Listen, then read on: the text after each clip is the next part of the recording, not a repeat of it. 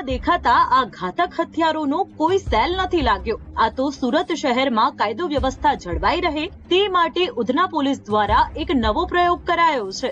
पिस्तौल, तलवार, रेनबो चक्कू, खंजर, लकड़ी का डंडा रखा गया हो तो ऐसे अवैध हथियार आपकी इच्छा से पुलिस थाने में जमा करने की सूचना दिया जाता है। यदि कॉम्बिंग चेकिंग के दौरान किसी के पास ऐसे कोई अवैध हथियार बरामद होते हैं तो उनके खिलाफ कानूनी कार्रवाई की जाएगी। તેથી પોલીસની અપીલ બાદ લોકોએ ઘરમાં રહેલા તલવાર, ધારિયા, ચપ્પુ, છરા, કોયતા સહિતના હથિયારો જાતે જમા કરાવી દીધા છે। 3 દિવસમાં આ પ્રકારની અપીલ કરી હતી, જેના ભાગરૂપે આશરે 130 જેટલા તલવાર, ધોકા, છરી, ચપ્પુ આ પ્રકારના હથિયારો લોકોએ જમા કરાવ્યા હતા।